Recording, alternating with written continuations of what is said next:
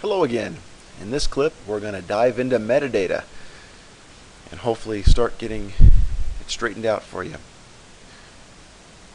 We're looking at a DNG file. Let's just take a look down here. It's a DNG file. If we click on this second tab back, we can view the metadata information that's associated with the image in the preview box. If there's no image in the preview box, then there's no metadata. We have some file property information. Let's start up on the very top. F22, that was the aperture, 1.3 seconds. Evaluative mode for Canon, this symbol here. Matrix for Nikon. ISO 200. Some various other little bits of information. Should be hopefully self-explanatory. And we'll come on down through here. We get to this Iptc Core, and here's where we can put our own personal information in. Really useful to tag it. So we send out images somewhere for being used that we can have copyright information just embedded in the image, so it can't be separated easily. And then we scroll on down, there's camera data, talks about exposure mode, various items through here. Really interesting. Okay. One of the things that you can do from right here that you'll find very useful, possibly, you'll come way up here to this corner, and there's this little box here that we can click on it. It's a little drop down arrow, more information. If we click on it, we can do a variety of things here. We can edit metadata templates, create them, amend them, replace them. But preferences, let's take a look at what happens here when we click on preferences. We've seen this before when we were setting up over here under edit, drop down to preferences. We saw this particular metadata preferences before. We've seen this box before. Here's how it applies to some of the things we're doing. For example, let's go down and find something that we'd like to see that's not checked. And let's get down to camera for me. How about the date, time, original? Let's click on that, and let's go OK. What we're looking for is that now to pop up over here in the camera data. It's not here now. In a moment it'll be there. Okay, hey, date, time of the original. That could be useful. Perhaps we want to have that in our metadata. Okay, that's one of the neat little things you could do. You can come up here and apply things on the fly like that. If you have your core, it's like you can click on it, and now you can enter in to these various fields and put in particular information. So we might put a description in here. I usually don't, although for those of you who want to organize and sort and catalog this way, this can be very useful. I just haven't got around personally to doing this, but it's really a neat feature you should know about. So here we might put middle prong, Little River,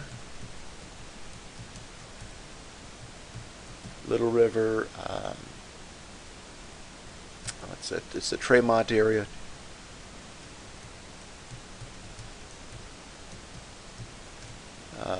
Smoky Mountain National Park.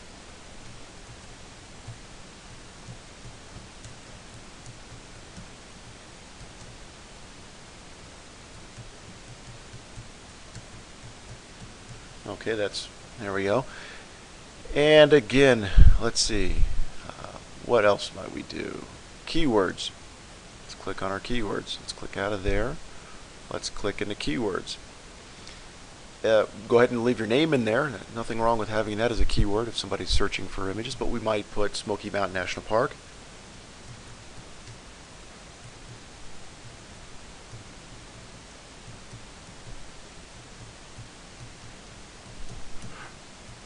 Park, comma.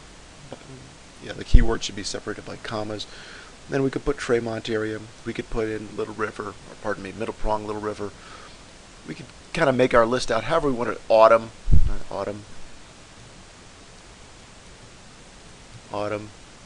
We could put a really long list of keywords in here.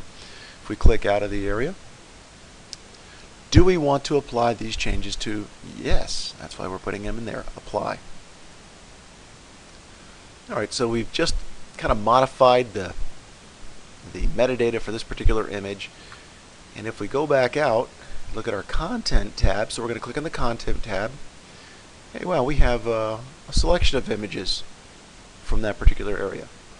Well, if we have this particular image selected, and we'll take a look at its metadata, alright, we can actually come way over here to Tools, click on Create a Metadata Template, and the metadata that was on the image when we selected Create a Metadata Template will pop up here in this dialog box. Really handy.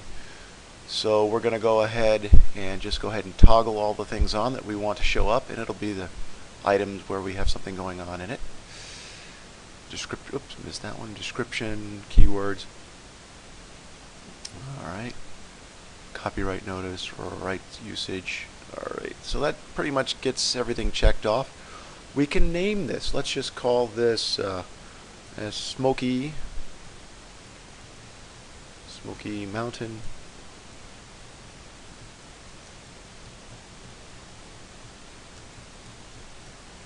National Park. Did a lot of shooting in the Tremont area. Maybe we'll call it Tremont area. Just Tremont. Okay, so now if we go save here, alright, we've saved that as a template. Now how do we use that? Let's go back to our content, view another image. Let's just select for fun these two images here, showing that we can apply it to multiple images at one time. We can click our little drop down arrow here. Oops, what's wrong here? We're not in our metadata tab. Click our little drop down arrow here. Notice when we have multiple images selected and we have multiple settings, it just hashes out as a blank. Notice multiple values. Click our little drop down box here. We can select to replace the metadata in this fashion or amend the metadata. Okay, so what we can do is come over, click on Smoky Mountain National Park, Tremont, click here, and in a moment now we have picked up all the additional metadata that we've created. The other way we can do that is we could have come over here to Tools and found the same exact capability over here. Once again, Photoshop. Depends on your workflow. There's a variety of different ways to arrive at the same result. So now we can actually go back in, select everything that was taken in the Tremont area, which was pretty much, oops. Alright, if we select one item, hold the shift button down, the shift key down, and then click the next item, we'll get them all highlighted at once. We can come in here to Tools and replace metadata with this template. So this is a template we've set up. Wonderful. It'll take a moment for that to kind of record and go through. And let's just see if it's taken. Let's look at one and look at the metadata. And it's in there. Okay, let's say you've applied, you've been testing and you've applied a bunch of metadata, created a bunch of metadata templates that now you really want to get rid of because you were just goofing around. It's not immediately apparent how to do that, so I'm going to show you how to do that. We'll just go ahead and click on Tools, and let's go to the Create Metadata Template. We really don't care how you get to this box, but get to this box and then this obscure little arrow key right here, the right arrow key, click on it. And now you have the option to, again, amend, replace, load, and that would put the data in here, creating a new template. But if you want to show it, go ahead and show the templates folder, and it'll pull it up for you. So let's say this was something I really didn't want to have. I was just goofing around trying to figure out how to work templates. I select it. I can hit the delete button or right click, delete. Yes, please do. And now we've cleared it out, decluttering our metadata template box. Right, that's how we're doing that. Alright, lastly we're going to show you yet another way to get in here and monkey around with the metadata. We start up here on File, click on File, drop down to File Info, and click there. And then we have this other box pop up. Description is the first tab, the Iptc information is a second tab, camera data, and so on. Typically for us as photographers, in particular landscape photographers, this is probably where we stop looking, because these will not apply for our images. They just don't make sense. So we'll come back over here to description. If for some reason you're having difficulty getting the copyright status to show copyrighted, click here. Oftentimes it'll show up unknown, and if you wanted to apply in your template, go ahead and click here. Notice we can get to our templates from here as well. We can import and export. Again, just another way to work with metadata templates that you need to be aware of. Okay, once again, that's going to be File. Click on it. We'll scroll down to File Info. Click on it.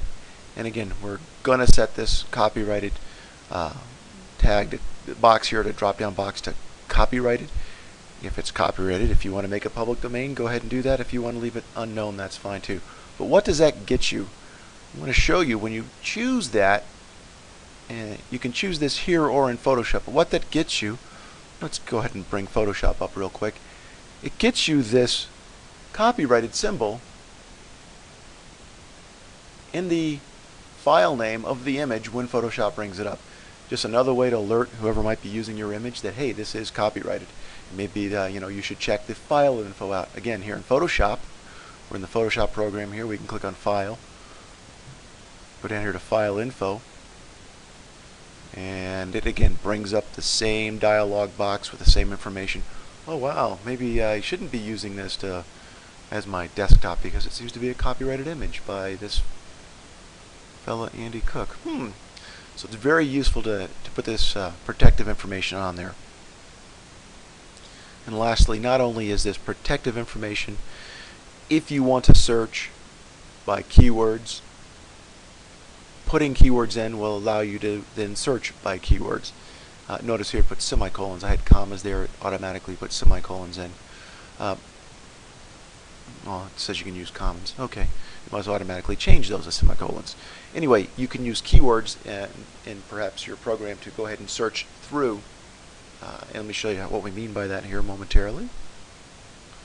Okay, what I mean by using keywords to search. So now we have keywords. We might have a huge list of images, and we want to just find ones with certain keywords. Come over here to our Filters tab, click on Keywords.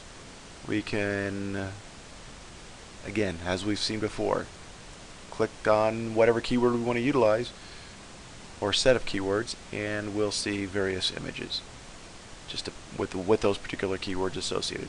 Real handy feature.